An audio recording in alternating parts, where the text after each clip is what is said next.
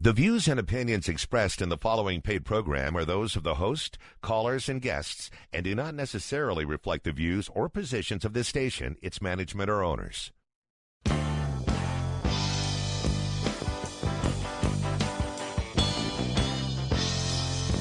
Welcome to Straight Talk and Retirement, your no-hype source for financial advice and making informed choices about your retirement planning. Get on the phone to talk today at 314-931-5877 or text your question to 84126. The opinions voiced in this show are for general information only and are not intended to provide specific advice or recommendations for any individual. To determine which investments may be appropriate for you, consult with your attorney, accountant, and financial advisor or tax advisor prior to investing. Securities offered through LPL Financial, member FINRA SIPC. Investment advice offered through Private Advisor Group, a registered investment advisor. Private Advisor Group and JBL Financial Services, Inc. are separate entities from LPL Financial. Now, here are your retirement coaches, Jeff and Aaron Lapidus. Well, hello, St. Louis, and welcome to Straight Talk on Retirement. You're live and local, St. Louis's favorite and longest-running financial call-in show. I'm Jeff Lapidus, the former president of JBL Financial Services. I'm also sitting in the big kids' chair today because Aaron and Rob are out and enjoying themselves. They got a week in Florida this week. And we help our clients make smart choices about their money. The way that we do that is by designing a game plan, a written step-by-step plan, a real game plan that has several goals in mind. First is to preserve, protect, and prudently grow the assets our clients have taken their entire lifetimes to accumulate. Second is to deliver a reliable stream of income, one that they can count on, so they can do all the things they'd like to do in retirement. And third is cost-effectively helping them plan for their health care needs, like choosing the right Medicare plan to supplement their Medicare coverage, and help them save taxes on their Social Security benefits. And then finally, when they're done enjoying their assets during their lifetime, we show them how to pass them on to the people they love, whether it's their spouses or children, grandchildren, churches, or charities, whoever it might be, without Uncle Sam or the tax courts taking a big bite out of their money. And as their wealth managers, Aaron, Rob, and I watch their money every single day to make sure they're staying on track. And that's why they call us the retirement coaches.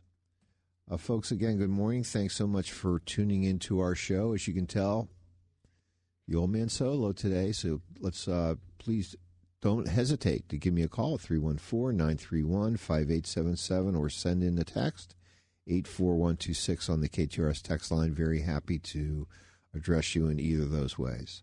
A little bit of housekeeping as usual. There are lots of ways that you can keep in touch with Aaron and Rob and I during the week. The easiest way is go to our website, jblfinancial.com. Click on the Coach's Corner newsletter if you like. We'll talk a little bit about that in a couple of minutes. You can also hit the Contact Us button. Send us a message. We'll be happy to, if you want to arrange for a coaching session or you have a question, which will probably show up sometime later on the show. Always like to do those. And it's easy to do. As I mentioned, we do offer a monthly newsletter. We call it the Coach's Corner. Rob keeps that up to date for your viewing, printing, or downloading convenience. We're in, I guess, the third week of June, so let's briefly go through again the 4 articles that we like to highlight each month. The first one is we know that higher prices are forcing many buyers to extend the life of their car loans. You know, when I was many years ago, average car loan used to be 3 years, then it went to 5 years, and now we're looking at even 7-year loans. So we know that that's spreading the cost a little bit, but also increasing the overall cost because of interest charges.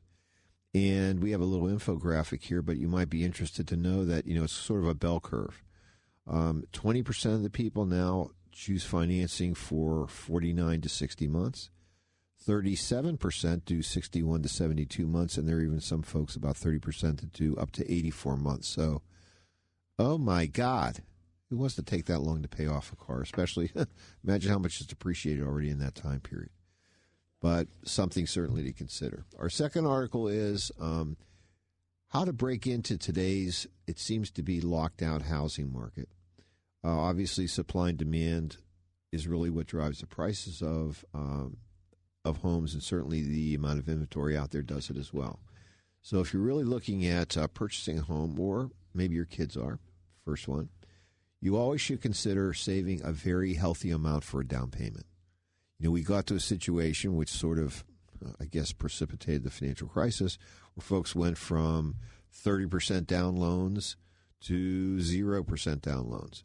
And we know that at 20%, you have to pay a thing called PMI, private mortgage insurance, which adds more rate to your, more interest to your rate costs. So therefore, save up a little bit before you get started. And obviously, these days, most folks are getting approved by their bank for that financing based on their income. There are also other ways that you can basically work with trying to make those mortgage payments work. You might look at, rather not necessarily a conventional mortgage, but maybe you look at an adjustable rate mortgage, which really ratchets up over time. You could look at an assumable mortgage, have the buyer maybe take back a piece of that mortgage, or possibly what you're doing is you're assuming their mortgage. Lots of different options, but again, I think the one thing to remember, and certainly something that I've mentioned to my kids, and it's funny even mentioning to clients that are leaving their current home and going to a new home. The home that you're buying today might not be your forever home. Typically isn't for many folks. So just do one thing. If you're going to buy a home, which may be one of the biggest purchases you're going to make in your life, make sure you love it. Be in love before you step into that situation, because it feels like it's easy to get out, but the truth is it really isn't. Homes are really an illiquid asset, and you want to think about that. Our third article is, what is value investing? And very simply, what value investing is, we're looking at either you as an individual or maybe as a manager, someone that's a money manager, looking at purchasing securities, typically stocks, it could be bonds, also, that they believe are deeply discounted or undervalued. And using a strategy where you are purchasing undervalued securities hopefully gives you and I a feeling that, hey, you have some potential for growth. And most of those securities, in many cases, are also those that pay dividends. And those dividends can also help buffer that difference that you feel in terms of market price. So value investing is a strategy that some folks employ. It is one that we strictly employ, but looking at value is important. And in most cases, when building a portfolio, what you're going to be looking at also is balancing value and growth, because that really is what creates diversification as well. It's not just what you buy, but what side of the equation is it on? Because we know the S&P 500 is basically broken into 500 companies, half for value, half for growth. So make sure you diversify in that same way. And the last article is, since we are at the mid-year, it's always good to check on where you are in terms of retirement plan contributions. We know that the government continues to increase the limits every year. The standard 2026 contribution limit for a 401k, 403bs, 457 plans is approximately $24,000 a year. If you're over the age of 50, you can do what's called a catch-up for as much as $6,000. If you're between the ages of 60 and 63, there's a thing called super catch-up, and that lets you put in an additional $11,250. Now, let's be honest. Most folks aren't in a position where they can do this.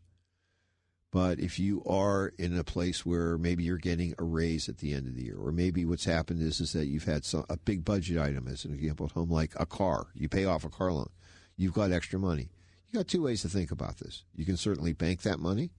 A. B, you could spend it on other things. Or C, go to your employer and say, hey, reduce my pay by an appropriate amount. Move that into your retirement plan. So therefore, what you're doing is really creating tax-deductible savings. Anytime we get a tax deduction, Uncle Sam doesn't get as much money. Woohoo! Life is good. So again, something to think about. The big deal change that has been kind of put off for the last several years has been the concept of Roth contributions being involved in catch-up contributions. So beginning in 2026, this year, if you are an employee that earns more than $150,000 in taxable wages, your catch-up provisions now have to go to Roth. They can't be pre-tax. So something certainly to think about. Not a bad idea. Certainly wish that was around when I was growing up, but it is what it is. Anyway, that's our Coach's Corner newsletter. 4 articles, lots of fun, easy to access. Just go to our website, jblfinancial.com. Click on that Coach's Corner newsletter floating icon that's in every single page. We'd be happy to send it to you by email every single month. And Rob, again, does keep the last 6 to 12 months that archive for your viewing, printing, or downloading convenience. Woohoo! I won't be here next week. Yes, I will. I'm sorry about that. Kids are coming back to town. Day after my birthday, I'll be back on the air. Happy birthday. Thank you very much. Bummer. Sorry to hear that. We're getting the kid back? Okay, it's all good. Well, that's great. And again, everybody should be back in the studio next week for the show, which will be fun. And when the kids aren't here, my kids aren't, they're always my kids, but they're grown-ups. I get to have a little bit of fun because I like to call these, and certainly if I've been on the air here at KTRS for 20 years. Hard to believe, but it's been that long. I get to kind of get involved in what I like to call stream of consciousness discussions, where someone asks a question or bring up a topic, and I let my mind just kind of go, kind of empty it out on the air, let you get involved in what is this mad scientist thinking, how does he approach problems, etc. I find this a little fun, but there's always a way to get around that. Pick up the phone, give us a call, 314-931-5877 or 84126 from the usually hot and heavy KTRS text line. Don't make these texts too long, only because, I have to read them upside down. It's 68 and 11 months and et cetera. Not easy to do. But again, our phone lines are open. I'd love to hear from you, 314-931-5877 or 84126 from the text line. Hour number 2, just as a mention, our Medicare coach, as we like to call him, Frank Ellis, will be joining us at the beginning of hour number 2. He said he's bringing oxygen for me if necessary, so that's kind of cool. We'll have a little bit of fun. So, things to talk about today while we're waiting for your calls and your texts. One subject that I wanted to address today is life insurance. And as you know, the way that I've tried to construct this show, and where I think most folks find it hopefully interesting and reasonably entertaining, is that I like to tell stories. And to me, stories, again, are situations that we're seeing every single day. And really, the fun part of our show is people ask me, I was out with dinner with some friends last night. They said, Jeff, this is going to take you a long time to prepare for tomorrow because you're going to be by your own. I'm like, really, no. We love to take all the topics that we discuss on the air as things that we're seeing during either coaching sessions with new prospective clients, interviews with prospective clients, and then also, obviously, coaching sessions and phone calls, et cetera, from existing clients. We have a lot of material, and so what we like to do is to bring things and make them real. And again, usually, presenting a topic, issues that are involved in, and then really delivering concrete solutions. And I think that's kind of important because most shows that you listen to these days, unfortunately, they'll talk about topics, but they never really come to a solution. So we don't like to keep you waiting. We're going to give you the answer. But before I do that today, I do have my first text of the day, which I'm going to address. Do you think it is ever too late to make backdoor Roth contributions? The answer is, if you're eligible and you fall into that very elite set of eligible facts to be able to do a Roth conversion or a contribution, I would certainly say you might want to consider it. Here's what the problem is. If you have an existing traditional IRA account, the concept of a Roth conversion or a Roth contribution is you make a non-deductible contribution to an IRA, and then what you do is you immediately take that money and move it to a Roth. Sounds easy, sounds cool, that's fine, but the IRS doesn't make it that easy. If you have any non-traditional or traditional IRAs, you have to then proportionally to go to make a Roth contribution, you have to take money from those IRAs. So if you want to get clean, if that's a nice way of putting it, and to be able to do a clean backdoor Roth, what you need to do is you need to take your IRAs and roll them back into your 401k plan. And for many years, there were restrictions doing that, but now there isn't. So again, something to consider. I would get clean and green, as my dad would call it, first before making that non-deductible contribution, and then immediately then turning that into a Roth. So that's something I would consider. He called it a backdoor contribution. Is that different than a regular contribution to the Roth? Yes, because there are many folks that are not actually eligible to make regular contributions to Roths, especially if you have over $100,000 of income. You can't do a Roth contribution. Also, in many cases, if you've made a maximum contribution to your retirement plans at work, you can't make a Roth conversion. So what a backdoor is that you actually create a non-deductible IRA account. We won't really hear about these because people don't do them. You put the money in, and then immediately you then move it into a Roth. So they call it a backdoor one. The problem is if you have any IRA assets out there, you have to integrate the two. And that doesn't give you the result that you want. But that was a very good question. I appreciate you asking that. Thank you. Getting some clarification, which is good for the listeners. So very good question. I do appreciate that one. We don't do a lot of these backdoor Roths because the problem is that most of the folks that would like to do them are already retired. And so what happens is some money's already been rolled into from a traditional 401k plan into a traditional IRA, and therefore the deal isn't available to them. But some folks get their kicks off of trying to do these fun and unique, if you want to call them, mystical things, and if you want to, that's cool, but we don't do them. Or we don't really see opportunities to do them, so therefore we don't recommend them. Let's see, it's 21 after the hour. Let's just take our first break of the hour. When we come back, we're going to answer your phone calls as well as your texts, we hope, at 314-931-5877 or 84126 from the text line. And if not, I'm going to talk a little about life insurance today. Don't touch that dial. We'll be right back. This is Jeff Lapidus, the retirement coach. Wouldn't it be great to have a game plan, a real strategy, so that no matter what was going on in the stock market, the economy, or the world, that you could be confident about your retirement? Wouldn't that be great? If you're within 5 years of retirement, call me today at 314-863-0008. That's 314-863-0008.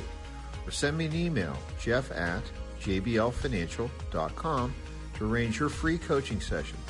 Let's get started on your retirement game plan today. Are you helping to take care of a senior-aged parents living at home? How many times are you getting a phone call to help them navigate daily tasks, from shopping online to running errands, doctor's appointments? It can be exhausting, and it can be frustrating for everyone. You need to check out Senior Concierge. It's a subscription-style membership dedicated to helping St. Louis area seniors stay connected and confident while living at home. It's as easy as an app, and it's just $79 a month. They'll get access to all the personal concierge support that can assist you with a wide range of needs, from dinner reservations to concerts, sports tickets, home maintenance, groceries, housekeeping, rides to and from the doctors, and so much more. Senior Concierge, convenient, confidence, and connection begins here. Become a member today. Learn more at seniorcstl.com. That's seniorcstl.com, or call 314-270-7800 or seniorcstl.com. Hi, it's Julie Buck to tell you about a trusted family business that I've been working with for years, Easter Fence and Deck. Chuck Easter and his family have been the go-to fence and deck company in the St. Louis area for more than 70 years. And when it comes to sunrooms, Easter Fence and Deck offers the top-of-the-line Better Living sunrooms that are absolutely spectacular. When it comes to fences, decks, and sunrooms, I would invite you to do what my family has done for years and trust the family-owned Easter Fence and Deck online at easterfence.com. Hey, Heidi here from my friends at Premier U. Guys, let's be honest. If your energy is low, the weight keeps creeping up, your sleep is terrible, and you just don't feel like yourself anymore, it might be time to stop brushing it off as getting older. This June at Premier U, eligible new patients can receive their first month included when enrolling in a qualifying 6-month TRT weight management or wellness membership. Get the labs, get the answers, get back to feeling like you again. Book your consultation today at premierumed.com. I'm Farmer Dave, and here's my good friend and owner of MasterCars Inc., Alex Rosenberger, with today's hot MasterCars Inc. deals. Thanks, Farmer Dave. We are very busy buying, selling, and trading some very impressive luxury and performance vehicles. I have bought a lot of great cars and motorcycles from Big 550 listeners this month and need more. If you have a super clean performance or luxury vehicle, what about a very low-mile everyday car? Classic car? Pristine, hard-to-find motorcycle? Entire collection? I'm interested in buying if so. Hop on our site and submit your vehicle, MastercarsInc.com. We'll reach out right away. It's okay if you still owe money. We'll make the payoff on your behalf and cut a check for your equity. Very simple, all local, all face-to-face. We buy, sell, and trade every day. So rev that motor and point your car in the direction of Mastercars, Inc. and buy or sell today. 4100 Amioki Road in Granite City, or visit MastercarsInc.com to get more details. That's MastercarsInc.com. There's a fine father for you. KTRS honors Dad. Daddy! Who's your man? You can find me with a beer by the barbecue. I'm a dad, that's what I do. Who is your daddy? I am your father. I'm a dad, that's what I do. I am your father. I just want to wish him a happy Father's Day. 'Cause I'm your daddy. Clap along if you fart and you blame it on your past. You're funny, Daddy. Clap along if this is the happiest place to be. Good night, Daddy. From the talk of St. Louis, the Big 550, KTRS. Let's talk about smart choices for your money. It's Straight Talk and Retirement on the Big 550, KTRS. Here are your retirement coaches, Jeff and Aaron Lapidus. Well, welcome back to the show. It's 9:26 here on the Big 550, KTRS. I like that last commercial. Best word in the entire English language is Dad. No question about it. Well, great. Again, our phone lines are open. We'd love to hear from you, 314-931-5877 or 84126 from the text line. While we were on our break, we did have a text. It's asking me, in retirement, is putting a small amount of passive income, and generally passive income is money that's you're getting from real estate property that you're not actively managing, into a brokerage account while taking money from an IRA to supplement living expenses, a bad practice. I would say that it's a shell game. I would only suggest to you is that, we know that passive income that you receive is taxed like any other income. There's no tax favor status in it. It's just like an IRA distribution. So that being the case, why put it into an account and then pull money out of the other account unless you're trying to drain down your IRA because you're somehow been made fearful of required minimum distributions, which are not the case. It looks like we do have a question from Mike, who's on line one. Mike, good morning. Welcome to the show. Good morning. Thanks for taking my question. My wife and I are in late 60s. We've accumulated substantial funds thanks to you and Aaron, basically. Oh. But Thank you, cousin Mike. Okay. The situation is we want to have enough funds if we need long-term care, but we want to distribute some money to our kids. We got two sons that are in their early 40s.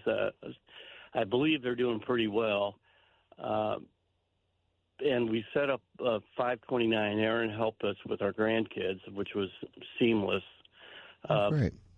But I know it's hard to give individual answers to this question, but what are some options we have other to distribute this but still retain enough for our own needs down the road?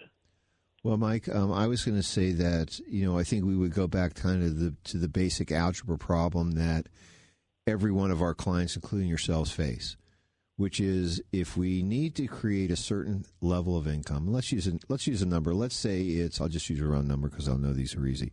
Let's say that we need to generate $3,000 a month for you. Okay. And so we know that if we take $3,000 a month, we multiply that by 12, that's $36,000. If we divide that by 4%, which is, again, the prudent withdrawal rate, we like to think about, hey, you're only pulling interest and not necessarily principal. That's $900,000. So $900,000 to me is the milk money. Preserve, protect, prudently grow that number. Anything over that, well, certainly then is available for income purposes, maybe to pay a long-term premium if you qualify. Maybe it also can be used for making gifts if you want to, but if you, I mean, let's put it this way: you're a client, so you kind of bought the farm already on our approach to managing money.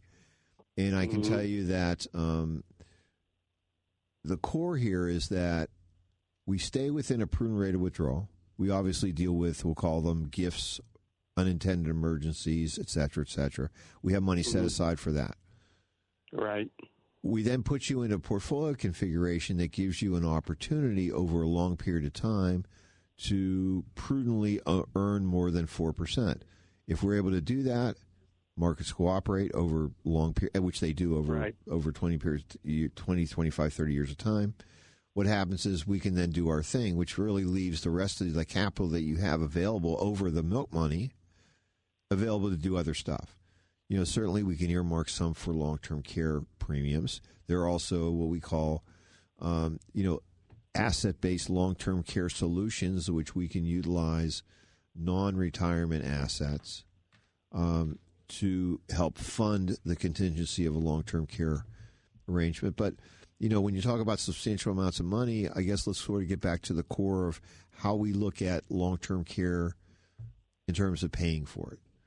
We know that with, in everybody's situation, when you become chronically ill, the inflows that you're receiving at that time, and usually most folks that are subject to this chronic illnesses are usually late 70s, early 80s, 90s, etc. I mean, they're at advanced stages. But the income flows that they're receiving at that time aren't going to stop. Receiving Social Security benefits, or if they're receiving pensions, they're most likely, because they're old enough, receiving required minimum distributions. None of that's going to stop. So the real question becomes, how much do we need in terms of a monthly income flow to fund the difference between your inflows and a full-time stay at a nursing facility, plus a couple $1,000 a month to deal with the ongoing expenses of the non-institutionalized spouse. Because the truth is that when one spouse becomes chronically ill, and many people have seen this in their family situations, the non-ill spouse, their social life is pretty much over. I mean, they're typically involved in going and visiting, assuming the person's out of the home. They're not caretaking. Maybe what they're doing is they're visiting. Their life is wrapped around their spouse, and so therefore they're not doing all the fun stuff they did, and therefore their expenses fall down. They have overhead, they have gas, etc., but they're typically not going on cruises. They're not going to the movies 4 times a week with their friends, etc. It just doesn't happen.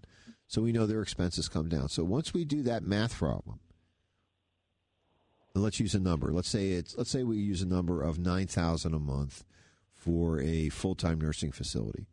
We then subtract the current inflows that come in, whether it's required minimum distributions and or Social Security benefits. We come out with X. X plus 3,000. Let's use 3,000. You need 6,000. Yeah. So that's what we're going to do. And then what we then do is we're going to look back and say, okay, fine. How do we deploy the non-milk money assets, if we have sufficient amount, as a contingency to deal with those expenses if they occur? Or do we actually look to purchase something as a buffer? And that's a big deal. Some people don't want to purchase something. That's fine with us. Some people want to purchase something. If you can qualify, that's great. And some people truthfully don't need it. I mean, in general, if you're someone that has a net worth, and we're talking about liquid net worth, investments, not home. If your net worth is generally above $2 million, you really don't need to be overly concerned about long-term care because you're not going to spend down. And here's the math. It's always the same problem, right? If I have $2 million at 4%, I'm throwing off $80,000 a year. That's basically $7,000. That's about $6,500 a month. When I have most of our clients' Social Security benefits in, that takes them up to $10,000 to $11,000. They're there. So $2 million is kind of the break point. So if you're over $2 million, forget about it. Don't worry about it. We're happy to talk about it. We're actually happy to get you to work on some level of a security blanket for you. Okay. Because the problem is that, especially when we're looking at folks that want to purchase long-term care insurance, it's hard to do. The underwriting, most of the companies have dropped out of the market in terms of new offerings. The underwriting is probably stricter than anything that's out there today. And those folks that we've tried to get coverage for, 75 to 80% of them are declined. We're then A, they're unhappy, but B, what we're then looking at in most cases is there a asset-based alternative that's there? And there are many of those that are out there and, frankly, are a little bit more liberal. So, two things. Number one is next time that, well, look, you could do this on Monday. If you and your wife are concerned, you really want to sit down and have a serious discussion about this and really go through the numbers. Obviously, give Kelly a call on Monday, Tuesday, whenever it's convenient for you. Okay. We'll set up an hour. We'll sit down. I'll put it up on the, as Aaron and I have done. We've got these electronic whiteboards. We're going to draw it out for you so that it's in front of you. You can see it and absorb it with, looking at your stuff at the same time, which I think really makes a lot of sense. To me, visually, if you can do this, it just makes you feel a lot more comfortable. And number two is that it syncs easier. Okay? So we'll take a look, and then we'll come up with options. And as you know, what will happen is we'll just deal with it because that's what we like to do. We love visiting. We love visiting with you. And the truth is, if it's important to you, it's important to us. So let's work on that. Okay? Sounds like a plan. I'll give you a call Monday then. Very good, Mike. Appreciate your call. Thank you so much for joining the show today. And our phone lines are open for everybody else. We'd love to hear from you. 314-931-5877 or 84126 from the text line. And while we were on our text call, I did have a couple of texts. You got a text. It says, Happy Father's Day, Dad. Truly enjoying the fruits of your labors. Todd. Great. Appreciate that. And I love you. I think that must have been from Aaron. Because if it was Todd, it was actually today. That's why I went to two lines. Yeah. Happy Father's Day, Dad. Truly enjoying the fruits of your labor today. Love you. Oh, yes. See, Aaron's in Florida at my house. And she says the pool's great. I've never been in it. It was too cold. Sure it was too cold when we were down there in the winter, so she's enjoying it. And I love her. And so I'm so much, and Robin, so I'm glad that they're down there enjoying it. And I knew they'd be listening to the show. So now that they are, I can really start poking some fun. Right? Because they're like, no, Dad, we don't Happy Father's Day. Yeah, they're like, no, Dad, we don't really listen yet. Like, Khaki, I know that you do. And so I'm going to let our fans in on a little secret. There is a headset that is hanging on the wall in my office. Where I do the shows from, I'll be doing it in about 10 days when I'm down in Florida. Now, of course, I'll be doing the show. But Aaron's not going to get plugged in. I don't blame her. I told her not to. So it's all good. But if she was to guest call in, you never can tell. Ah, okay. There you got you now. Yeah, so, she's listening. She's sneaky, huh? Yeah, well, she doesn't have to be, but I'm just letting you know she could call in. Yeah, she could. Rob would probably do it because, he's my son-in-law. He's a good kid. I love him, too, which is great. So, again, our phone lines are open. Love to hear from you, 314-931-5877 or 84126 from the text line. And, Mike, I do want to thank you so much for that phone call.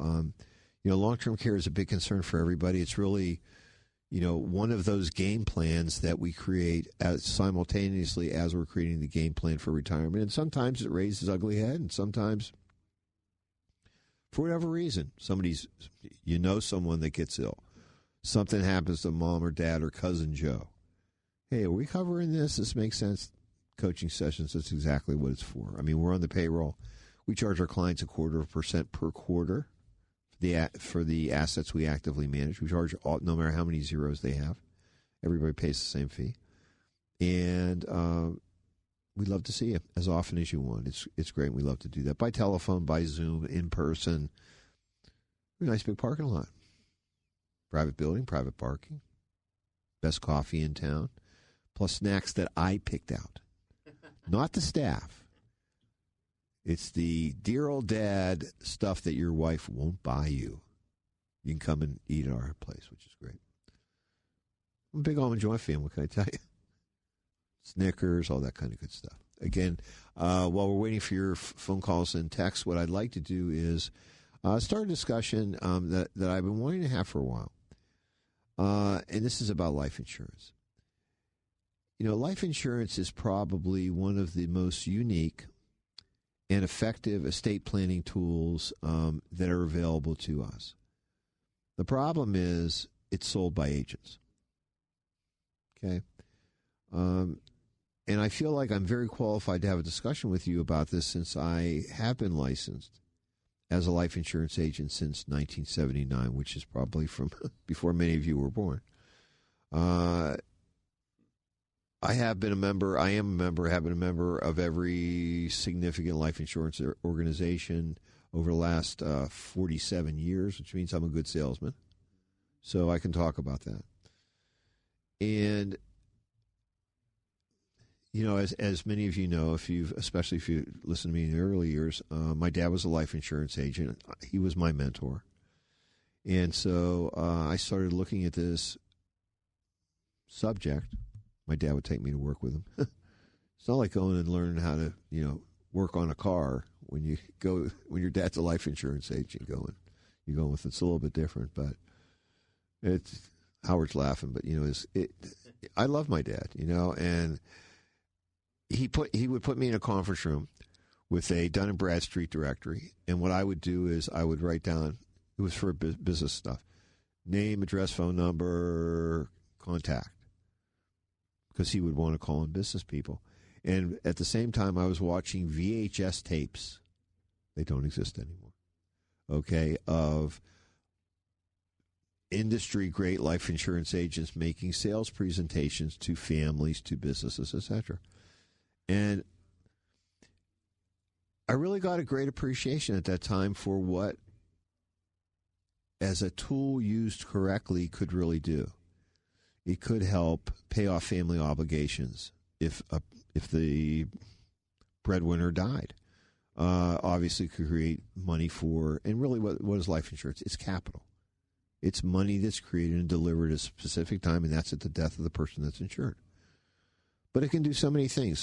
For an individual, it can create inheritance for children or grandchildren. It could pay off obligations that the family would obviously be able to afford without the breadwinner. In today's situations, we use life insurance in many cases for parents to help them pay the taxes on their IRAs that are inherited by their children, which they didn't pay the taxes on. Could be used for charitable contributions. You know, for a business, the uses are phenomenal. I mean, most businesses use leverage. They have obligations with a bank. Hey, create dollars to pay off that bank loan, or to create working capital for that company while they're trying to replace the key person in the business, which generally is the owner. To facilitate a sale between insiders or family members. And then obviously, for many folks, if you purchase the business for someone else, the life insurance policy can be used to recover the cost of what you paid that person. What's important to understand is, this is a tough one, because if you purchase life insurance or you're thinking about it, you've been fed this line, but it's just not true. Or here's what the truth is. Life insurance is not a savings vehicle. It is not an investment vehicle. It is insurance, which means that you're making a bet with an insurance company that an event's going to happen. They're going to price that event and say, hey, okay, I'll be willing to insure this loss, whether it's a home, whether it's your life, which is a dollar amount, and I'm going to charge a premium for it. And guess what happens? You don't die, and the life insurance, you don't die, guess what? We keep the money. We'll renew the bet with you every single year. It's not savings. It's not an investment vehicle. So, big question many folks have is, what should I be buying? If I'm going to purchase life insurance, what should I be purchasing? And the truth is that there are only two things to consider. Really two. And I tell you, it took me many years to figure this out. The question is, you have to ask yourself, when would my family, my business, need this money? If it's an obligation, say a loan, typically it's a short-term one. It's not a 40-year loan. It's a 5-year loan, a 3-year loan, 10-year loan, whatever it would be. A mortgage. Short-term needs mean you should use short-term funding. That's what we learned in finance class in college. That's called term insurance. If you have a long-term obligation, you need it to be there until you die, 10, 20, 30 years from now, then you want to use permanent insurance.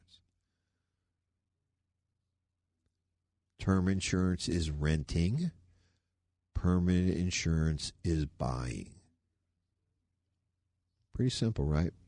So, with that backdrop, I want to relate a couple of other things before we get into our examples. And I think these are kind of important. My dad related these to me. I've related them to Rob and Aaron. And they're just truths. I mean, they're really truths. They're simple. They're believable.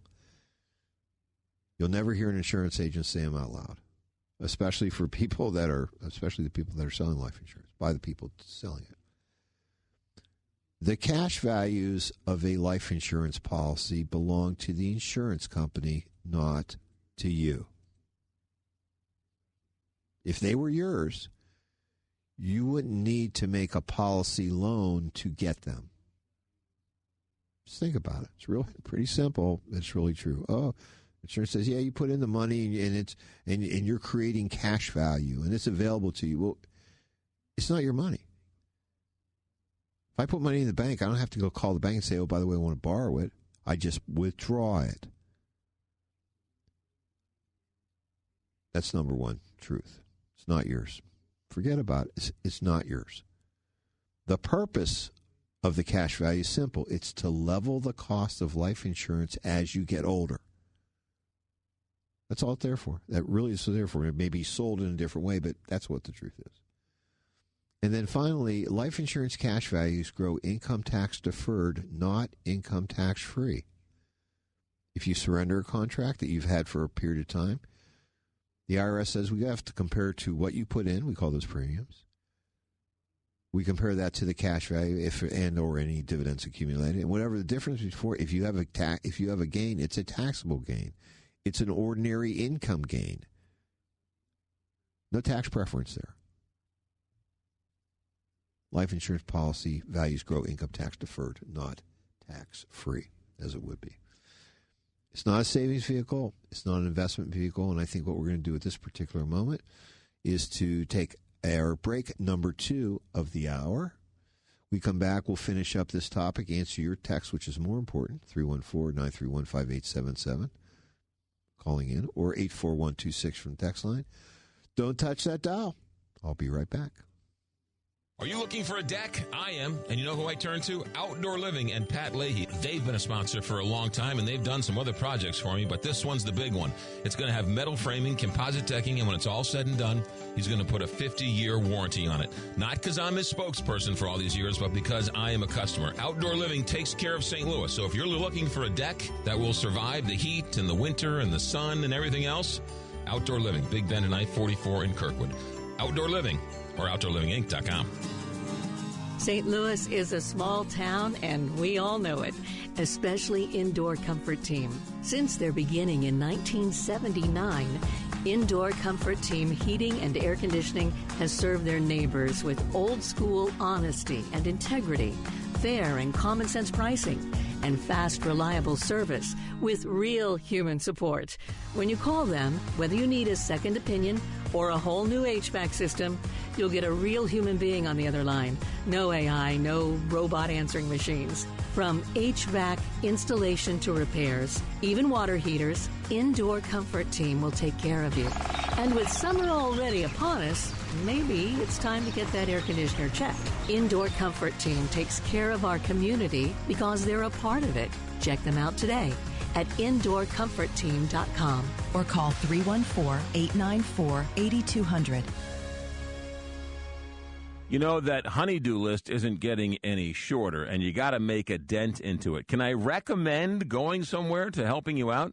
Schnarr's Hardware. Schnarr's Hardware has 2 locations, one in Webster and one in Ladue. One great family, 2 great hardware stores. Schnarr's Hardware. When you walk in with that list, you say, okay, I think I know how to do this one, but these 3 I need help on. And you know what?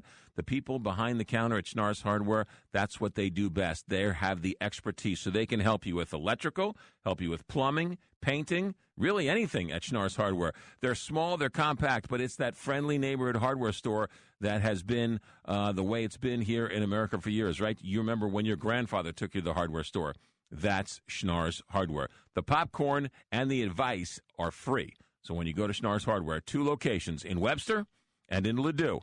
Don't forget about the website, schnarrshardware.com. So for all your hardware needs and that honey-do list, Schnarr's Hardware or schnarrshardware.com. Before you put your home on the market, before you have to pay money fixing it up to sell it, before you have to pay real estate commissions, call me. I'm Mike Robinson with Robank Properties, and I will buy your home. Any property, any condition, anywhere, and always as is. Call me, Mike Robinson with Robank Properties at 314-283-0867. That's 314-283-0867. You have nothing to lose when you call Robank Properties at 314-283-0867.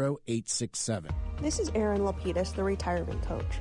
Wouldn't it be great to have a game plan, a real strategy, so that no matter what was going on in the stock market, the economy, or the world, you could be confident about your retirement? Wouldn't that be great? If you're within 5 years of retirement, call me today at 314-863-0008. That's 314-863-0008. Or send me an email at aaron@jblfinancial.com to arrange your free coaching session. Let's get started on your retirement game plan today. Now, back to Straight Talk on Retirement on the Big 550 KTRS. Here are Jeff and Aaron Lapidus. Well, welcome back to the show. We're in our last segment of hour number 1. We've got about 8 minutes left. I'd love to hear from you, 314-931-5877 or 84126 from the text line. We did receive a text. I'm already 74, and we have most of our money in IRAs. We do not have Roth. We did not have Roth available to us at the end of our retirement. Is there any way we can now lessen the tax burden since RMD withdrawals put us in the IRMA category, which means that they're making over $200,000 a year between their other sources and their retirement withdrawals? Thank you. The answer is maybe. Here's what it is. The one way that you can reduce the taxability of there are 2 ways. One way I wouldn't recommend, one which people know about, and the other one that I do, is that we can reduce the actual taxability of your RMD withdrawals by having your custodian send charitable contributions directly from your IRA. That will reduce the RMDs dollar for dollar. So as an example, like many of our clients, a lot of them belong to churches. They're sending 100, 200, 500, some are sending 1,000 a month to their church. The answer is let us do what you're already doing. If we send it from the custodian, that is your IRA holder, you reduce the RMD. So as an example, let's say you were someone that had $1 million IRA. You're 74, you have to pull out $40,000 this year as a required minimum distribution. If you were giving $12,000 a month to your church and or other various charities, well, guess what? Your RMD goes from $40,000 to $28,000. That could be enough to get you under the IRMA limit. So do a little figuring, right? How much you over the income limit to become basically subject to IRMA. Make charitable deductions. That's one way. The other thing is you certainly could do, it doesn't help you, won't help you with IRMA, is a Roth conversion. I don't even want to talk about it. Why pay Uncle Sam taxes? You're obviously going to set that IRMA number because you've increased your income for that period of time in the idea of lowering it later. Forget about it. You're a rich guy. Don't worry about it. Pay your taxes. Wave the flag. Reduce your, take your charitable contributions and don't cut a check. Let your IRA custodian cut the check for you. That'll save you money. I hope that helps. Help me. It's going to help me in the future. I'll tell you that right now. I mean, all those folks I'm giving money to, just fill out a form. You have to fill out a form because your IRA custodian is sending the money not to you but to a third party. And you have to sign in blood, but, that's for money laundering purposes and making sure you don't get ripped off. So that's all good. Cool. Phone lines are open. I'd love to hear from you. 314-931-5877 or 84126 from the text line.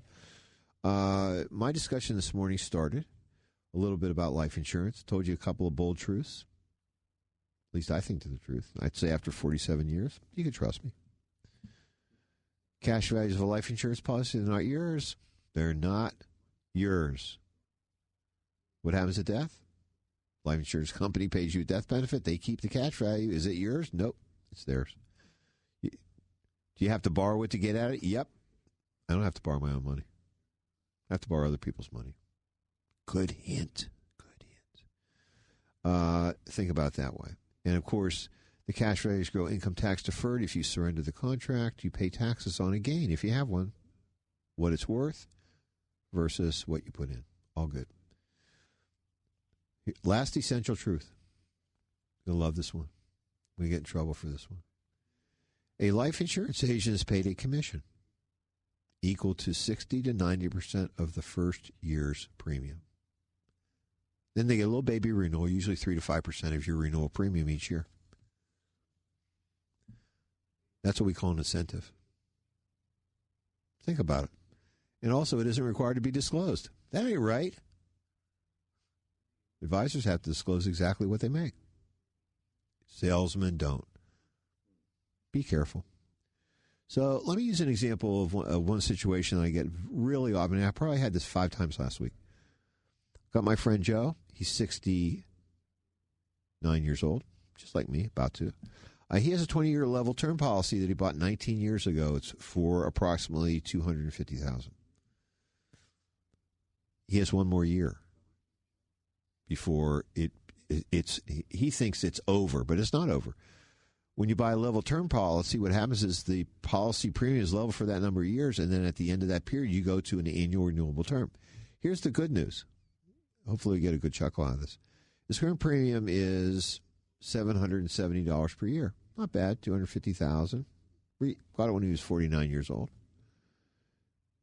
In 2027, you'll love. Howard's waiting for bated breath. He's loving this. It's going to $16,000. Now, do you think Howard's going to keep this contract? Nope. Nobody does. Premiums were really low for 20 years, and then we get to catch up with you. Now, Joe happens to have some grandchildren, and I met them. They're cute, not like Joe. They look like his wife. And so what happens is that he has 5 of them, and he said, you know what, I think I want to keep this contract in place because what I'd like to do is to give each of them $50,000. Nice idea, Grandpa. Why not? Father's Day, Grandpa's Day, all good. So we can convert the contract at his current age, but using his health where he was 20 years ago. He doesn't have to get reexamined. He was non-smoker preferred. Now he's non-smoker heavy. Okay? Best risk rating available. He doesn't have to get examined again anymore. We can do it as he would like to, and he can convert all or up to all of it, which is nice. He has his choices.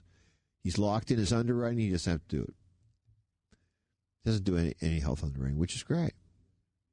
Non-smoker preferred. Less than where he is now. There are a lot of people that face this issue.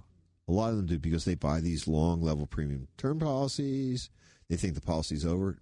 It's over because when you see the premium that next year, you go crazy. You can see it now.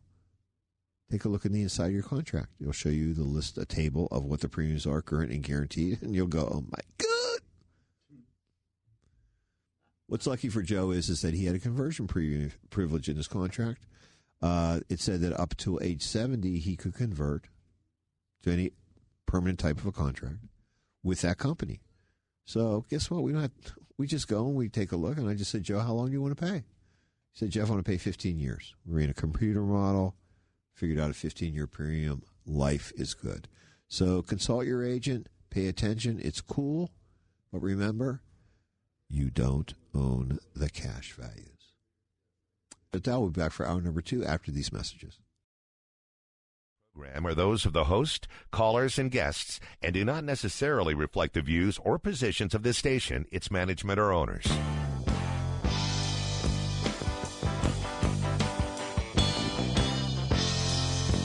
Welcome to Straight Talk and Retirement, your no-hype source for financial advice in making informed choices about your retirement planning.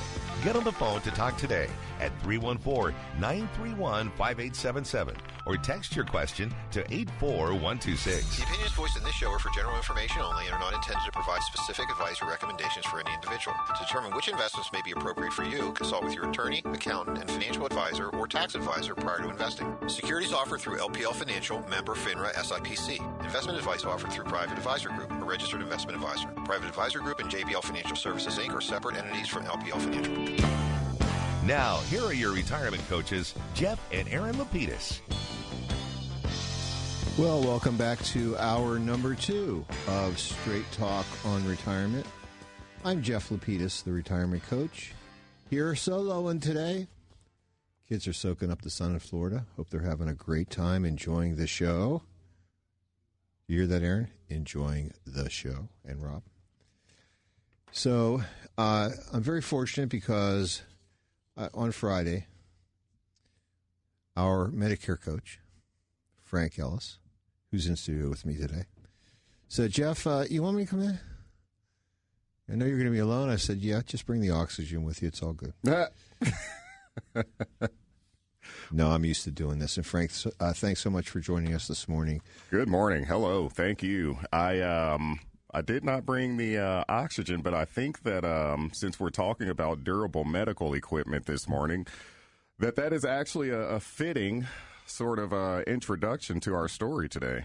So I know that you received a call this week from one of our clients. He had a question for you. What did he ask you? Yes. So Dale actually gave me a call this week, and we had a discussion about some durable medical equipment. So basically, he wanted to know if his plan covered a specific piece of durable medical equipment. That piece would be a walker.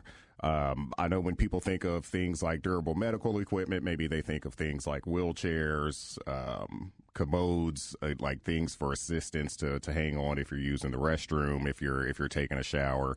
But specifically, he needed a walker, and he needed it for a purpose. Frank, I have to tell you something. I don't think about commodes. Maybe I think about most them people don't think about commodes. Because I was going to say, I think you're a commodian, all right? Yeah. Fit to be flushed, as it would be. There we go.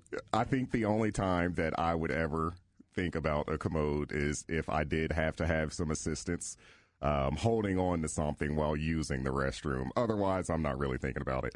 So, so fortunately, though, that is not Dale's situation. Dale's situation involved a walker because he had some not hip surgery, had some hip issues in which he is going to have to kind of start laying off of that hip and stop putting so much pressure on it.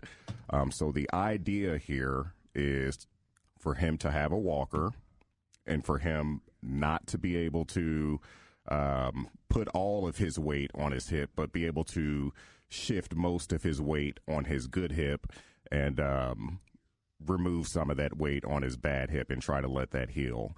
So essentially what's going on with Dale is he needed to know if his plan covered a walker. Maybe he could rent a walker, or maybe he could buy a walker, or maybe there was some sort of hybrid to where he could make payments on a walker to start, and then eventually it would become his. He would have bought the walker. So we talked about all of these different options. We talked about how durable medical equipment is covered under his specific plan. But of course, while we're here on the radio talking about these things, we always like to point out both sides of the coin. So while Dale does have a Medicare Advantage plan, we'll also take a look at how those Medigap plans cover durable medical equipment too, because we do have a lot of clients that are on those Medigap plans as well. So we'll take a look at both of those. Now, with Dale, with the durable medical equipment, the first thing that I kind of like to go over with clients is this truly a durable medical equipment? Because we have so many benefits inside of these plans that sometimes it can be a little bit confusing on what benefit is meant for what purpose. So we have benefits like durable medical equipment in the plans. We have benefits like over-the-counter benefits in these plans. I don't want us to get these two mixed up, and these are not interchangeable. These are separate benefits inside of these plans. Durable medical is covered by itself, and over-the-counter is a separate benefit for Medicare Advantage plans that covers other things. So we'll definitely explain those as well. Well, Frank, let me ask you here. Durable medical equipment really is described in the plans as something that's reusable medical device that your doctor prescribes for your use, typically at home. So it isn't something that you can throw out. That is absolutely correct. And I like how you said that, because this is something, the key word here is the doctor has to prescribe this. That's the key here. Over-the-counter benefits, since that's something totally separate, those are things that your doctors do not have to prescribe you. But for durable medical equipment specifically, these are things that you have to go to your doctor. They have to write the prescription, and then the insurance company will determine if you are able to get the walker or the wheelchair, and if you're going to rent it, if you're going to buy it, or if you're going to do some sort of hybrid to where you make payments on it, and then it becomes yours. Well, what are some examples other than wheelchairs and walkers that would be good examples of other types of durable medical equipment that would be covered by these plans? So that's a very good question. That kind of the way I like to think about this is think about things that your doctors would need to prescribe you. Think about things that you can't just walk into a place. Well, you can walk into a place, but you would be paying full price. So think about things that your doctor can prescribe you, and then your insurance is going to cover, and then you might have, some sort of copay yourself. So things like canes, crutches, CPAP machines. We got a lot of folks out there that need their CPAP. So the CPAP machines, oxygen, those blood sugar monitoring devices, things like that are going to be covered. Now, things like Band-Aids, that would not be covered. That is not a durable medical. That is not something that your doctor is going to prescribe you. I would assume your doctor would not prescribe you that a Band-Aid, so that would not be covered under durable medical. So from what I understand, there are some criteria, and there's 5 of them that I think that you've identified for me, which I really appreciate. One of them being is that they have to be durable, meaning there's some longevity, and that means that it's not a use it once and then throw it away. Also, as you mentioned, it's something that has to be for a specific medical purpose or diagnosis, and not just for comfort. Because they don't have padded, they do have padding on wheelchairs, but that's something usually of your own deciding. It's typically used in home, but it can also be used in public, and certainly things like wheelchairs and canes and walkers certainly can do that. Some oxygen, tank things that you can carry is another thing like that. And that they're expected to last at least 3 years, correct? That is correct. That is the expected lifetime, and that is another criteria of the plan. So you've identified some excellent criteria, the durability, the medical purpose of it, the in-home purpose, and the expected lifetime of 3 years. I would just like to add one more on there. This, and I think you actually did touch base on this whenever you were talking about the medical purpose, but these have to be for someone that does have an illness. So there does have to be a diagnosis in order to get durable medical equipment covered. If there is no diagnosis, then the item would not be covered. Okay, so I think we've got a pretty good idea about what we're really talking about covering.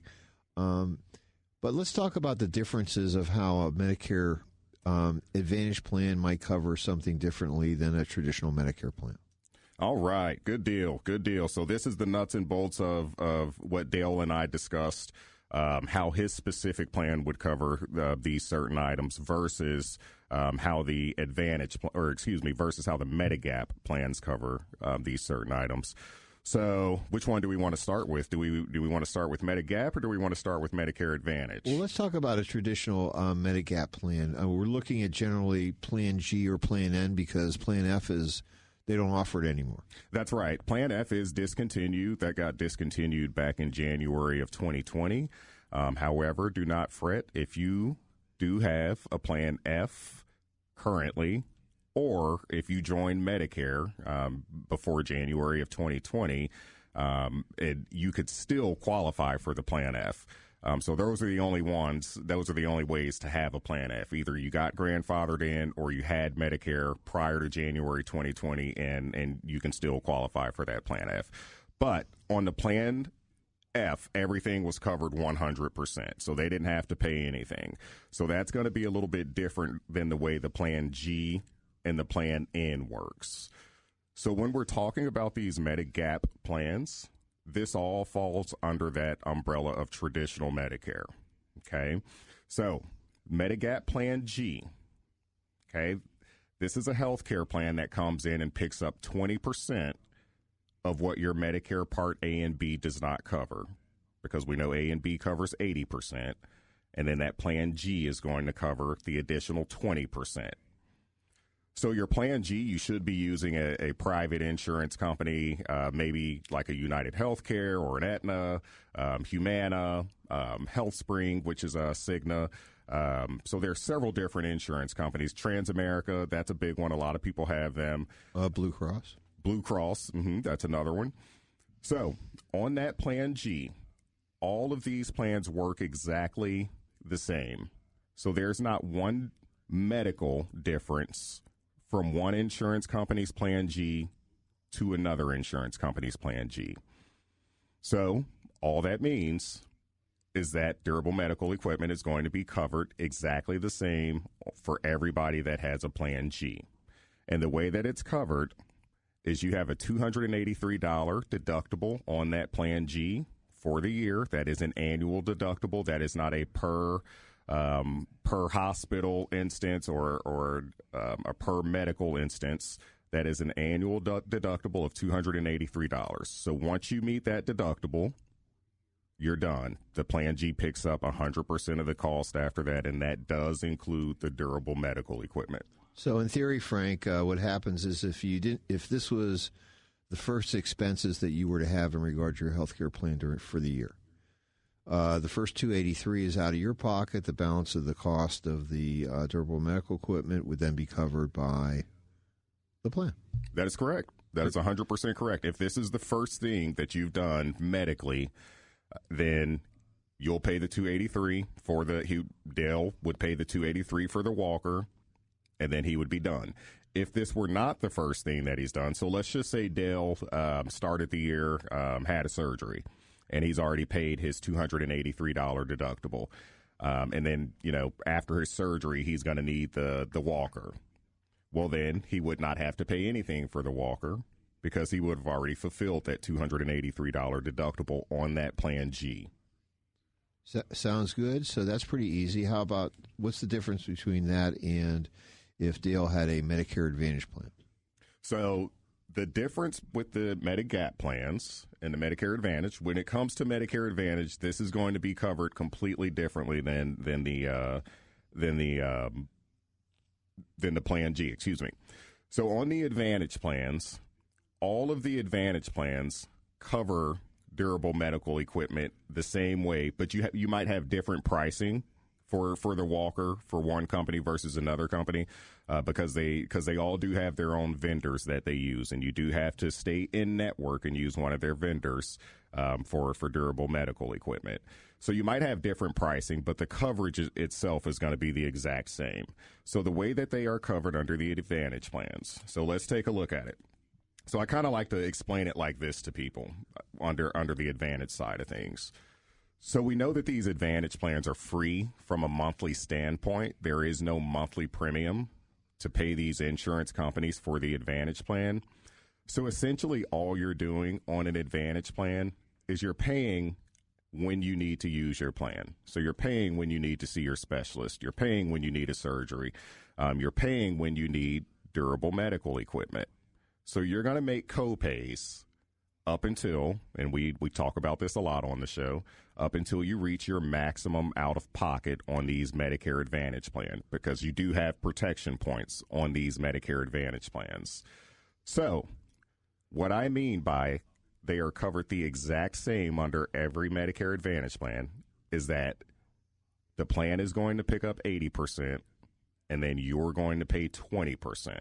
So let's use an example. Let's just say that we were looking at, and also let's assume for a moment that the client hasn't reached his maximum out of pocket, so that this expense is going to be covered 100%. But let's assume it's covered at 20% level. So if we had a wheelchair, and let's just say that wheelchair was $400.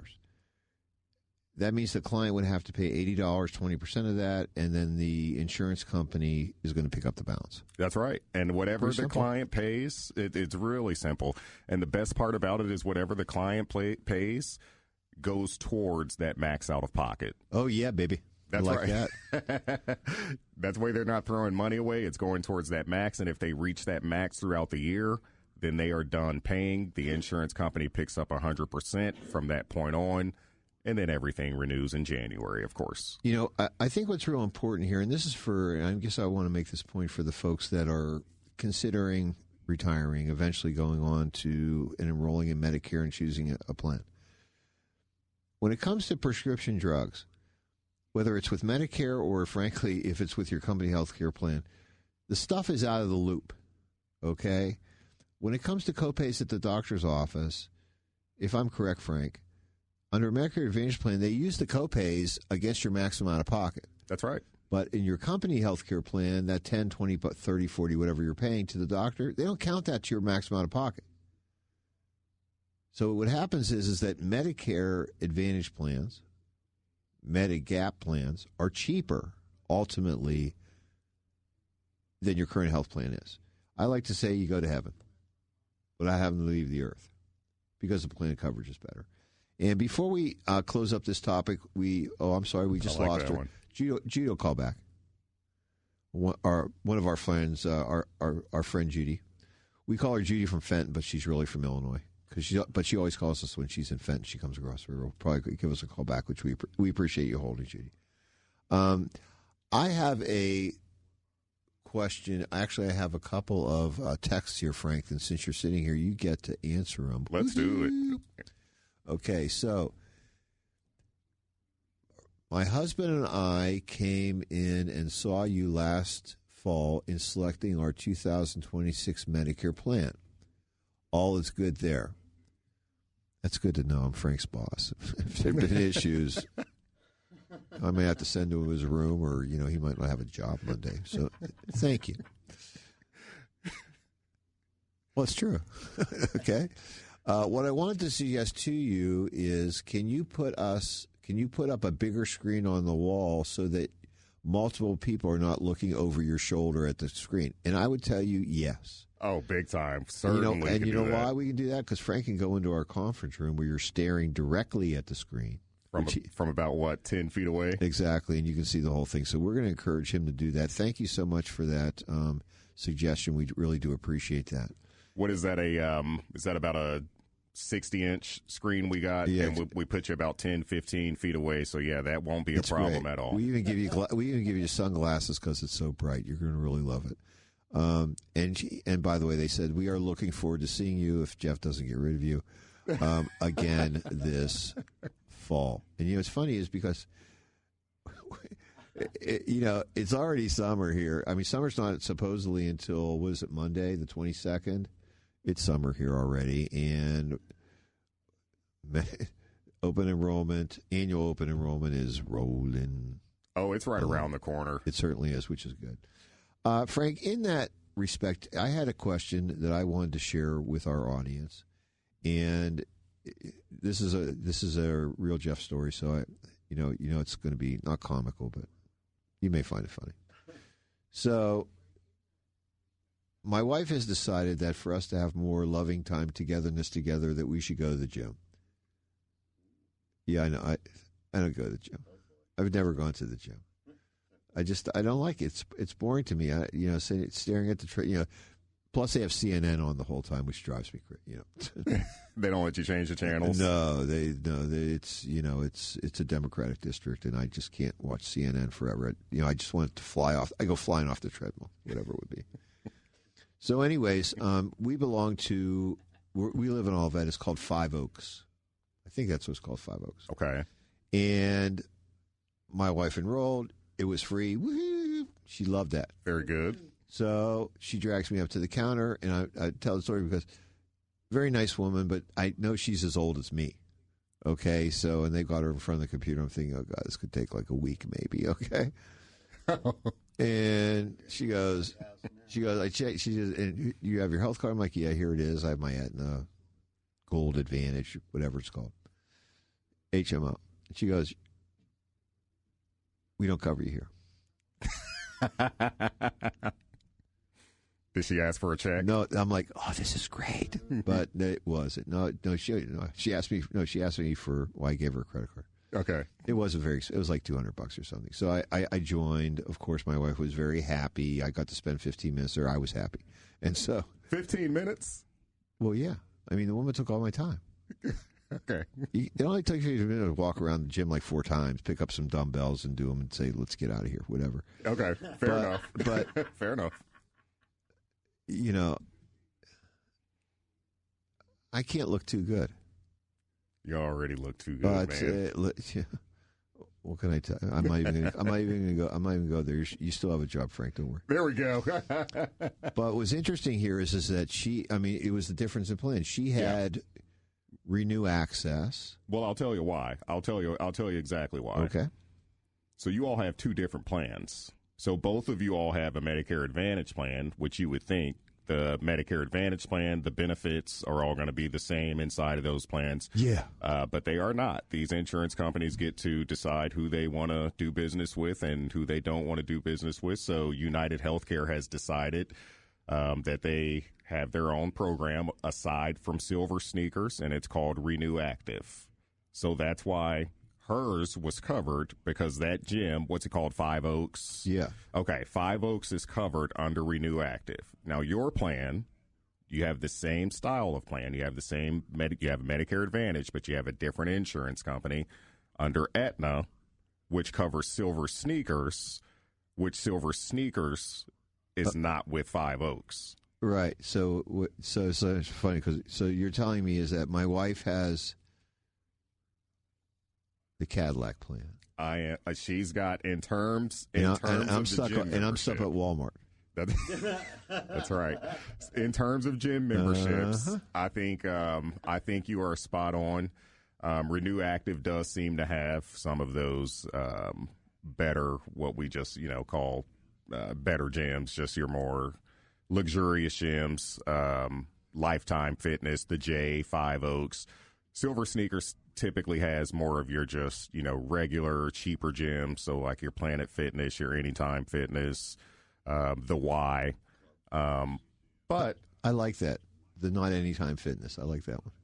Yeah. It's not a bad program. That's, if you're going to go to the gym, maybe you do like some certain gym. Maybe you do like the Lifetime Fitness. But if you don't necessarily have to have Lifetime Fitness, then Silver Sneakers is just fine. It'll cover you, like I said, at the Y or Planet Fitness, so you'll still get your workouts in. My problem was that I didn't have $200. I offered to do dishes, but they wouldn't let me do them. Yeah. Good join, which is okay.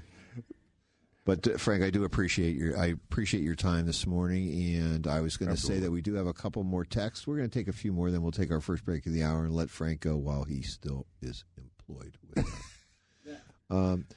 What are your thoughts on Oak Street Health as a Medicare provider? So I do not dislike Oak Street. For people out there that don't know specifically what Oak Street is, these are providers that They're known for spending more time with their patients. They don't take on hundreds of different patients. They have just maybe just a handful of patients. They spend like an hour and a half with you, really try to get deep down into family history, things like that. If you don't have a primary, so we do have clients that come in and, they're newly retired and they're perfectly healthy. They've never seen a doctor and they've never had a primary. So sometimes I'll say, hey, you can check out Oak Street, or, if you don't have a recommendation from someone from a primary, you can check out something like an Oak Street.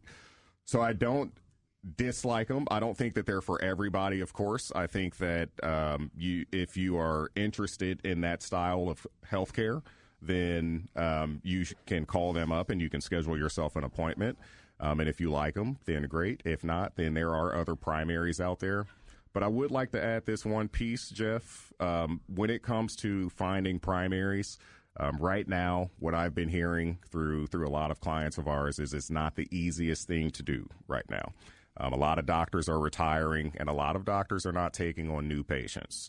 So Oak Street may be there to help you and to give you a primary care. So, are they a concierge physician? They are not concierge. They are accepted by Medicare. Well, that's fabulous. So that sounds like a very good resource. I appreciate that. Mm-hmm. Last text was, I like this one.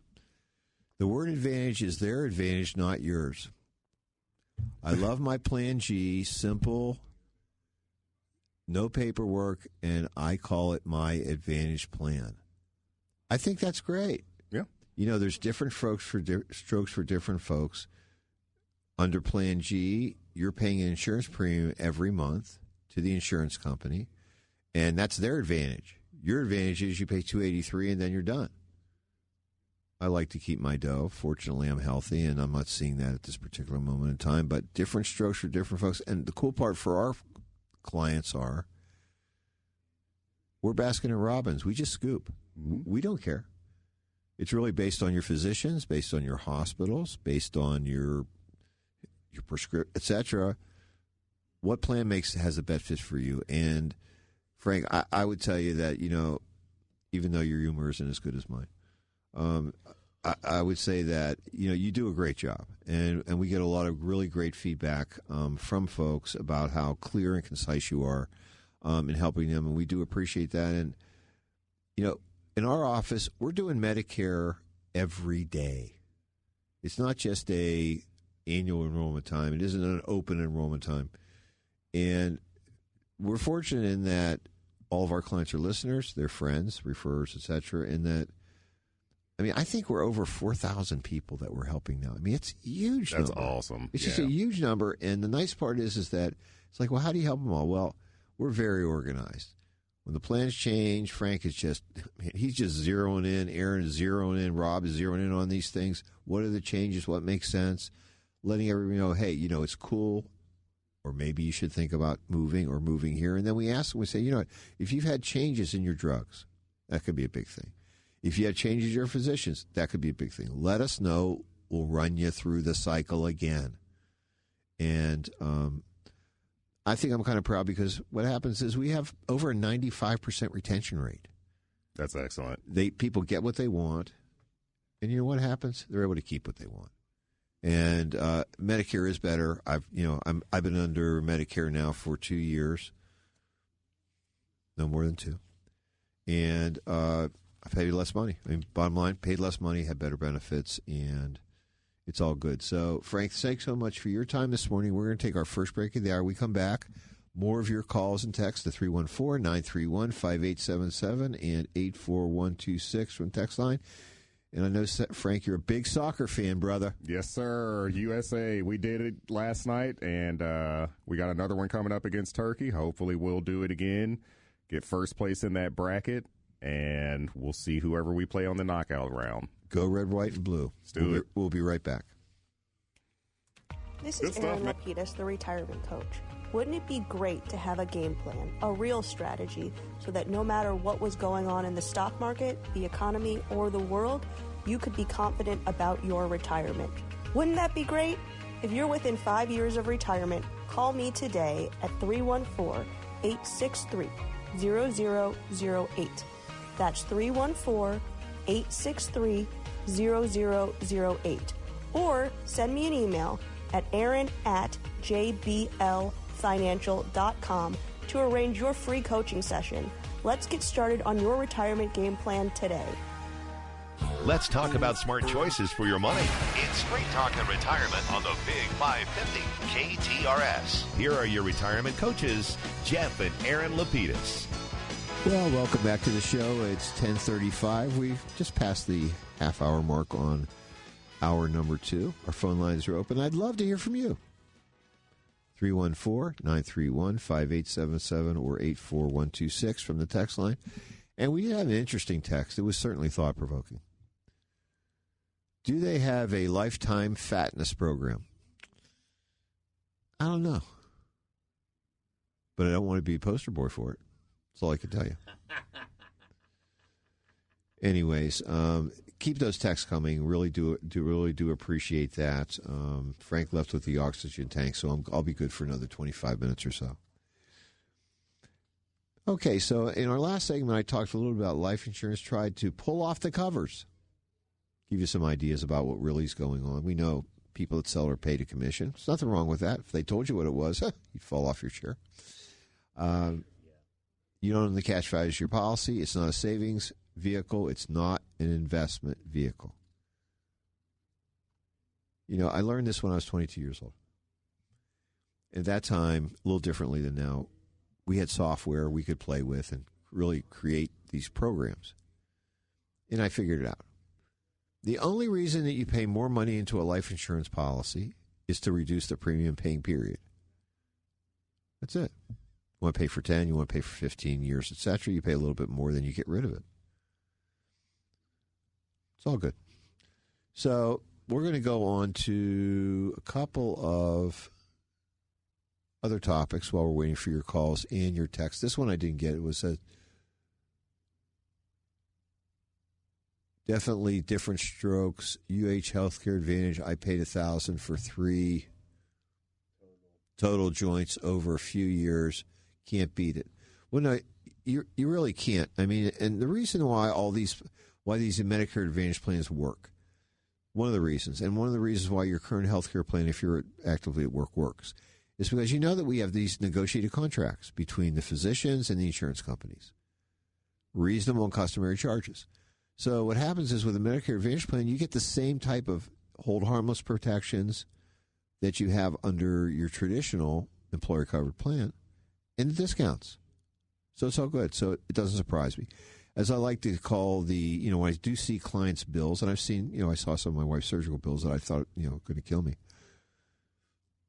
It's called unreasonable yet customary, right? They charge these huge amounts, but then they're discounted significantly to a cost basis situation, which is good to know.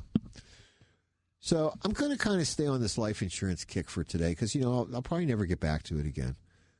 But I did have a call from Tom, visited with him, and he showed me that he had a life insurance policy of $120,000. It was a whole life policy he had for many years. Been paying premiums for about 20. The cash surrender value of the contract is $65,000, of which $9,000 is dividends. He'd paid a total of $30,000 in premiums. Well, that means that if he was to get rid of the policy, you got to pay taxes, brother. Difference between 65 and 30. His concern was, if I don't need or want the death benefit any longer, what options do I have to get money out of this contract and maybe take this and reuse this as a part of my retirement game plan? What's the most effective ways to do this? And so I love this question. I do. Every life insurance agent has to learn this. And I got to learn this, when I was like 15, which is kind of fun. It really is true. If you surrendering the contract generally is the worst thing that you can do, because what happens is the difference between what you paid, $30,000, the cash value you receive, $65,000, is a taxable gain. Not a good situation. It's ordinary income. You could execute a policy loan. Loans are taxable transactions. You would owe loan interest of 6% or about $3,600 per year. If you don't repay the loan before your death, what occurs is that loan balance is subtracted from the death benefit. That's easy. And if you don't pay the loan interest, it continues to accumulate in the loan. And, of course, if for some reason that loan interest eats up the policy cash values, then what happens is you could have a taxable situation as well. But for many folks, they might want to say, hey, how can I put this into my income strategy? Well, there's two ways that you can do this. Number one is you could basically use one of what we call, or execute one we call the settlement options in the contract. Those are those tables that are like in the middle of a contract that have all these numbers on them, and you're going like, I don't really know what it is. Well, what we're talking about is is telling the insurance company, you keep the money. In exchange, give me an income stream. An annuity. That's what we call an annuity. A pension. Okay? And you get to choose. You could say, I want the income stream to be over just my life. I want it to be over my life and spouses. I would like the pension stream or the income stream to be for a certain period of years, 10, 15, or 20. I could say I want it to be for a certain period of years and or life, which could extend it. And the reason that you might consider doing this is that what happens is the IRS, Internal Revenue Code, provides some very special treatment for the use of cash values. They call it an exclusion ratio. They take the total amount of the contract. They figure out what the principal part is. Like in this particular case, we're looking at the person put in 30, it's worth 65, so we're looking at about 45%. And that every payment that's received is then 45% principal recovery, non-taxable, and the balance is interest. So you're not paying all the interest up front. It's cool, like you surrendered it. So it could be easy, and it can be very useful, especially if you're in a joint life situation. You could also, if you want to, another nice thing that the Internal Revenue Code permits is that you could change that contract and actually roll it into an annuity contract. That's a non-taxable situation. Going from life insurance to annuity, you could then make withdrawals if you wanted to. You could make loans, etc., and have the same similar types of tax treatments. But with an annuity contract, what you're really doing is you're taking the life insurance, the term insurance charges out. You're not paying for those. You're just paying for the investment side, which is all good. So again, those are a couple things that you could certainly do with the contract. The other those things is, why would you want to retain it? Well, you might want to retain it as an example if you have grandchildren. Children, you go, hey, here's your inheritance. You don't have to wait till mom passes away to get some money. You may want to have to pay. You may want to pay taxes on IRAs that they may be inheriting that you're never going to consume. You may want to make sure that there's capital there to do various things should you predecease, let's say, a grandchild and have money for college maybe, or pay off a loan or a mortgage, etc. Generally, with most of our clients, when we find that they have contracts that are in existence, what we're trying to do is to figure out not how to get rid of them, but how to keep them and pay zero or least amount that we can, how to maintain them. And do us a favor, we only got about 17 minutes in the hour, so stay through this break, and we'll be back with more Straight Talk on Retirement right after these messages. This is Jeff Lapidus, the Retirement Coach. Wouldn't it be great to have a game plan, a real strategy, so that no matter what was going on in the stock market, the economy, or the world, that you could be confident about your retirement? Wouldn't that be great? If you're within 5 years of retirement, call me today at 314-863-0008. That's 314-863-0008. Or send me an email, jeff@jblfinancial.com, to arrange your free coaching session. Let's get started on your retirement game plan today. Joy to the world, the Father's born. Let me receive great gift. Good morning, son. Happy Father's Day. Go! From the Big 550 KTRS. Clean up on aisle 7. Irv, we were never in aisle 7. I'm telling you, honest. Now, back to Straight Talk on Retirement on the Big 550 KTRS. Here are Jeff and Aaron Lapidus.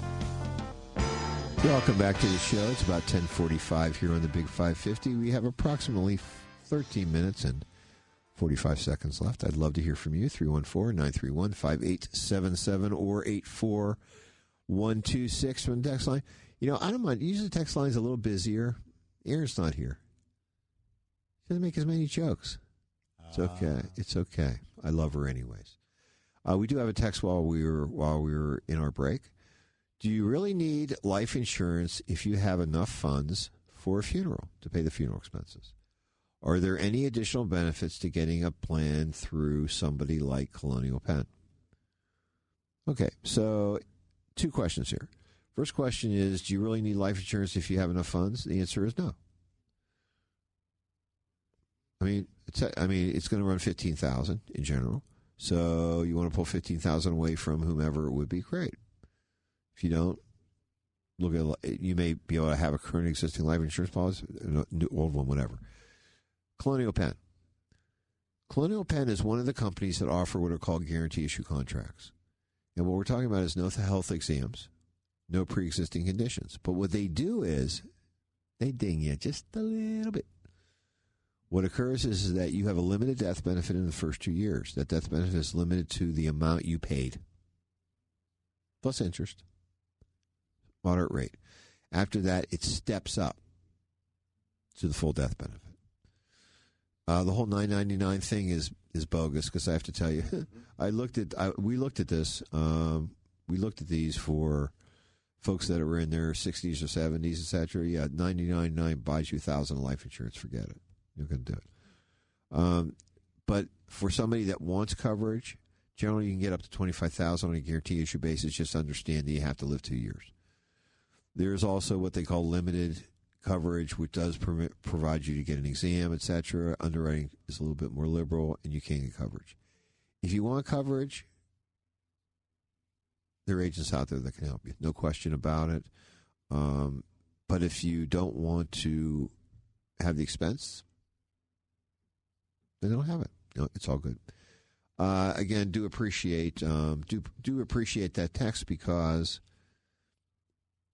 you don't buy things if you don't need them. You really don't need to. Buying for future contingencies doesn't make a lot of sense. Again, the purpose, function of an insurance contract is to deliver money when you need it. If you die prematurely, do I need to have that mortgage paid off so that my wife or family can stay in that house? Do I want to make sure there's a little buffer there or capital to replace my income or a portion of it so that my family can maintain the lifestyle that they want? Do I want to do this? Do I want to create capital so that my grandkids have money so they don't have to wait till my kids pass away or mom to get their money? That's a big thing with me now. No way is my new grandson going to have to wait till his mom and his grandma pass away for him to get money. There's no way. And think about being in a situation where you had inherited money when you were young. Could have changed your career path. Could have changed your options. I thought about this the other day. I'm thinking, my wife got into Harvard Law School. Very proud of her. I mean, she was a brilliant attorney. Had a great career. I wish, could she have gone? Maybe, maybe not. We'll talk more about that next week. Actually, we got 10 minutes left. I'm sorry. I'm looking at 49. I'm thinking it's 59, which is fine. In either case, we do have a phone call from Judy. Call back. Judy, welcome back to the show. Jeff, how are you? I'm doing great. You can tell I need oxygen. I'm losing the time. I lost you earlier on the phone. Thanks for calling. Are you on the fun side of the river? Or are you here in Missouri? No, we are on our side. We actually are in Carbondale. We went to the farmers market. Oh, great. This question was actually for Frank. Well, I'll try to wing it for you. If not, we'll make sure Frank gets back to you on Monday. Okay. Okay. So, physical therapy and occupational therapy. Number one, how many visits are you allowed? And then number two, let's say I broke my big toe and I'm going to therapy, and then I fall and I break my arm. Do I get 30 new therapy sessions or however many? Yes. Yeah, So for each injury. Yes, each injury gets its own because they're also obviously not even related in terms of parts of the body and that stuff. And that's only after you stop pushing your husband down the stairs for banging you in the elbow and dropping stuff on your toe, right?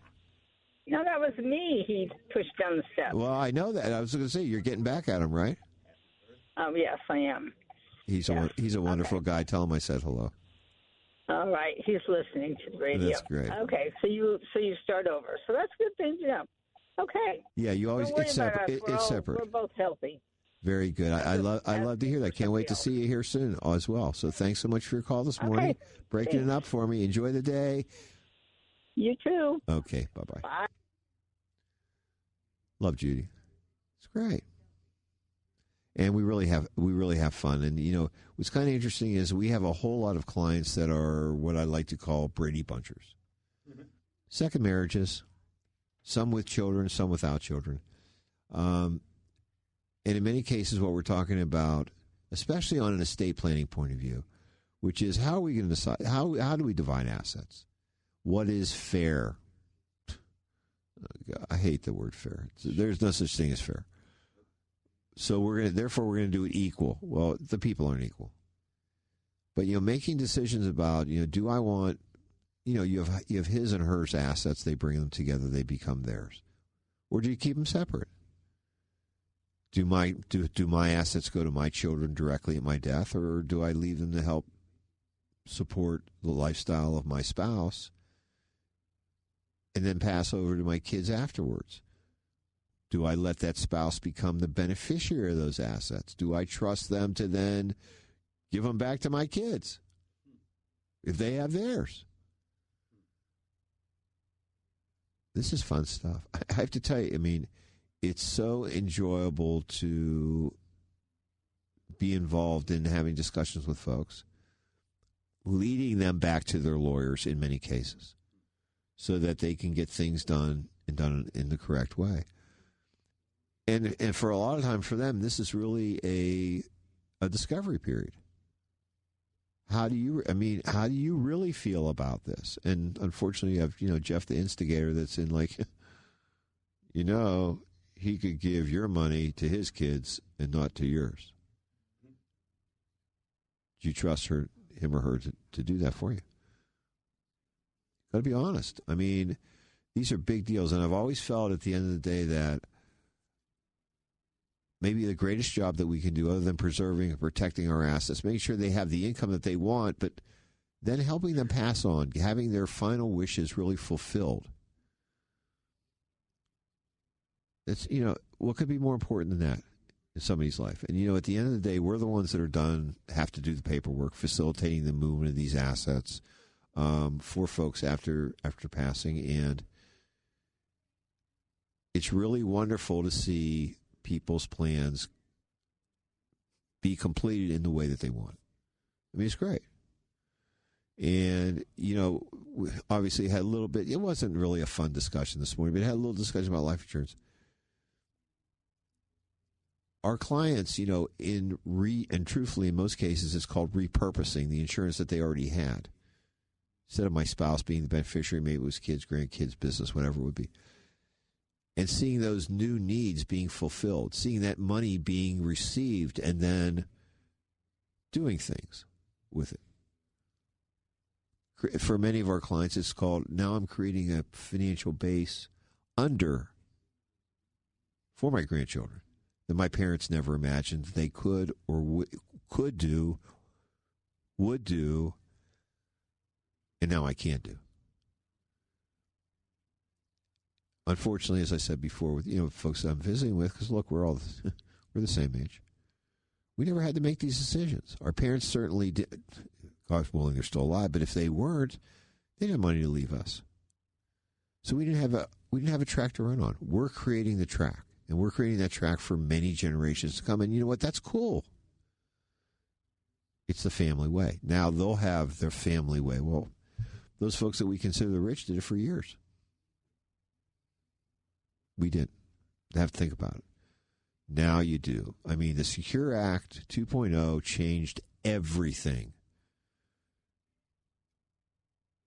those non-spouse beneficiaries, your children, your grandchildren, receiving those IRAs after the second death, if you're married, they got to empty them in 10 years, period. They're not going to pay the tax penalty. But are they going to benefit from it? When are they going to inherit this money? If you have grandchildren, they're going to be in lower tax brackets. Shouldn't they be the ones inheriting a portion of this money? Or shouldn't their inheritance be from those funds? Let me use an example. I visited with a client yesterday who had approximately $1 million in IRA assets and approximately $450,000 in non-retirement assets. Mostly it was his and her own. They have a couple of grandchildren. They have 2 children, a couple of grandchildren. They said, you know what, we've decided we want 10% of our estate to go to our grandchildren, each. Okay, fine, 20% to the grandkids, 80% to the kids. I asked them, did you include your home and other non-retirement assets in this calculation? And doesn't it make sense if we're going to do that we should skew this 10% more instead of slicing the pie up and going, okay, $350,000, $450,000, each grandkid gets $45,000 of the non-taxable, and then the balance of it is the taxable asset. Does it make sense to do that? Or should we really skew it a little bit more where they're getting the same amount, the 10%, but from the retirement accounts and not from the tax-free stuff?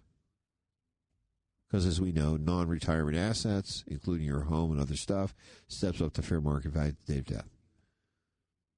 Doesn't it make sense to do that? Isn't that tax efficient? Well, yeah. Okay. So we redid the calculations, and so we, again, we changed the benefit. We added the grandchildren as co-contingent beneficiaries with their children, obviously the primary being the spouse. And then once a year, we're going to get together and say, hey, you happy with the percentage? Are you happy with the numbers? Let's look at what the account grew. This is what it really means. Is this the way you want to go? Life changes. But having the ability to control this without having to go back to your lawyer and incur other legal fees, cool. All through the beneficiary changes. I know that if you're our client, we're talking about this every time we see you. If you're not clients of ours, I hope you're having this discussion with your advisor, or frankly say, why aren't we? Maybe you initiate it. Unfortunately, all advisors aren't built the same. They're just not. Every physician isn't a surgeon. Every dentist isn't an orthodontist. It just doesn't work that way. Unfortunately, as consumers, you don't know. So as your needs change, you may need to find additional help or more specialized help. If you do, that's great. You know where we're at. We're easy, right? We're on the air every week. We're here for you. Love to talk to you. And if not, the first place you start, we recommend the first place you start is go to your advisor. This is what I'm thinking. Can you help me? Hopefully they'll tell you the truth. Yes or no, they can or can't, or they're referring you to someone else. That's all good. But now that I'm grandpa, I can tell you I am laser focused on the passing of assets on, which is good. And frankly, it should be there. And I think a lot of that happens due from my training and the way I entered the financial services area, which was as a life insurance agent. But do us a favor. Tune in next week. You can always give us a call, 314-863-0008. Have a great day. The opinions voiced in this show are for general information only and are not intended to provide specific advice or recommendations for any individual. To determine which investments may be appropriate for you, consult with your attorney, accountant, and financial advisor or tax advisor prior to investing. Securities offered through LPL Financial, member FINRA SIPC. Investment advice offered through Private Advisor Group, a registered investment advisor. Private Advisor Group and JBL Financial Services, Inc. are separate entities from LPL Financial. Be listening next week at 9 for more Straight Talk on Retirement with your retirement coaches, Jeff and Aaron Lapidus, on the Big 550 KTRS.